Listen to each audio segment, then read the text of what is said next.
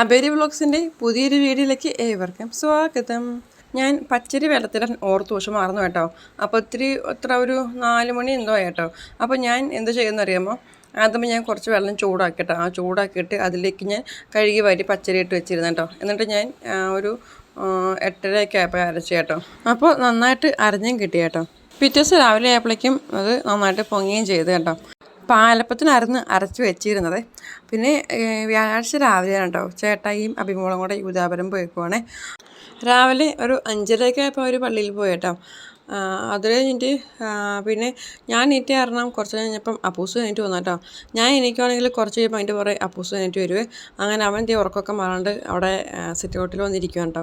അപ്പം ഞാനും ഒപ്പം പോയിരുന്നു കുറച്ച് നേരം പത്രമൊക്കെ വായിച്ചോണ്ടിരുന്നു കേട്ടോ. പിന്നെ നമ്മുടെ പൂച്ചക്കുഞ്ഞാണെങ്കിൽ എങ്ങോട്ടും അകത്തോടൊന്നും കയറത്തില്ല കേട്ടോ. ഇപ്പം ഞാൻ എങ്ങോട്ടും പോവുകയാണെങ്കിൽ എൻ്റെ പുറകെ വരും, അല്ലാണ്ട് അവൾ അകത്തോട്ടൊന്നും കയറത്തില്ല കേട്ടോ. പിന്നെ എന്ത് അരച്ച് വെച്ച മാവിലേക്ക് ഞാൻ ഉപ്പൊക്കെ ഇട്ട് ഇളക്കി എടുത്ത് കേട്ടോ.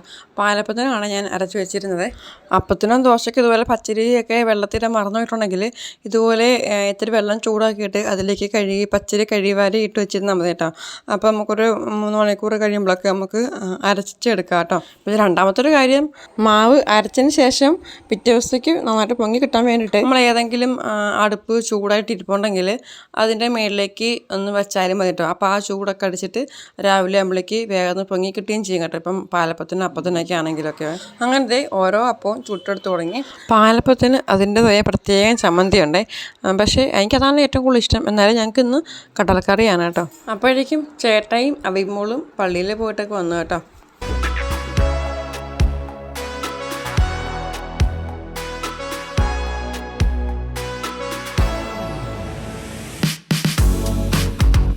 ഞാൻ അപ്പം ചുടാൻ കയറിയപ്പോൾ അഭിമോള് വന്നിട്ട് പറഞ്ഞു, അമ്മ ഞാൻ ചുടാന്ന് പറഞ്ഞിട്ടോ. അവൾ ഇന്നേവരെ പാലപ്പം ചുട്ട് അറിയില്ല, അപ്പോൾ അവൾക്ക് അറിയാവുന്ന രീതിയിലൊക്കെ അവൾ ചുട്ടെടുക്കുവാണ്. അത് കഴിഞ്ഞിട്ട് പിന്നെ ഞാൻ ചുടുന്നത് കണ്ടിട്ട് പിന്നെ അങ്ങനെ നോക്കി പഠിച്ച് പിന്നെ ഒന്നുകൂടെ ട്രൈ ചെയ്തു. അങ്ങനെ പാലപ്പം ചുട്ട് പഠിച്ചു കേട്ടോ. അങ്ങനെ പാലപ്പത്തിന് മാവൊക്കെ എടുത്ത് കോരി ഒഴിക്കണ വഴിക്ക് അവിടെ ഇവിടെയൊക്കെ മാവൊക്കെ വീണം കേട്ടോ. അപ്പോൾ അതൊക്കെ ഒന്നും തുടച്ച് മാറ്റി കേട്ടോ. ഇത് ഞാൻ കഴിഞ്ഞ ദിവസം ഞാൻ ഉള്ളിയോടെ ഉണ്ടാക്കിയപ്പം ചാടിയതാണ് കേട്ടോ. അപ്പോൾ ഞാൻ ശ്രദ്ധിച്ചില്ലേ, അത് അവിടെ കിടന്ന് ഉണങ്ങിപ്പോയി കേട്ടോ. പിന്നെ ഞാൻ ഇത് നനച്ച് ഒന്ന് കുത്തി അത് തുടച്ച് ക്ലീനാക്കി എടുത്തു കേട്ടോ. ചായക്ക് പഞ്ചസാര എടുക്കാൻ നോക്കിയപ്പോൾ കാണാൻ നിറച്ച് ഉറുമ്പ് കേട്ടോ. അത് രാവിലെ കാപ്പി ഉണ്ടാക്കാൻ നേരം എടുത്തിട്ട് ശരിക്കും അടച്ചു വെച്ചില്ലായിരുന്നേ. അങ്ങനെ ഉറുമ്പ് കയറിയതാണ് കേട്ടോ. അപ്പോൾ ഉറുമ്പ് കയറാതിരിക്കാൻ അതിലേക്ക് 2 ഗ്രാമ്പ് ഇട്ട് കൊടുത്താൽ മതി. ഞാൻ പിന്നെ അപ്പോൾ തന്നെ 2 ഗ്രാമ്പ് ഇട്ട് കൊടുത്തിട്ടുണ്ട് കേട്ടോ. പിന്നെ നമ്മുടെ പൂച്ചക്കുഞ്ഞ് നല്ല രസമാണ് കേട്ടോ. അവൾ വന്നപ്പം തീരെ കുഞ്ഞായിരുന്നു, കറക്റ്റ് 1 മാസമായപ്പോഴാണ് ഞങ്ങൾക്ക് കിട്ടിയത്. ഇപ്പോൾ അവൾ നല്ല ആക്റ്റീവാണേ, നല്ല ഭയങ്കര കളിയും കാര്യങ്ങളൊക്കെയാണ് കേട്ടോ. കുറുമ്പിയാണ് ഇപ്പോളെ.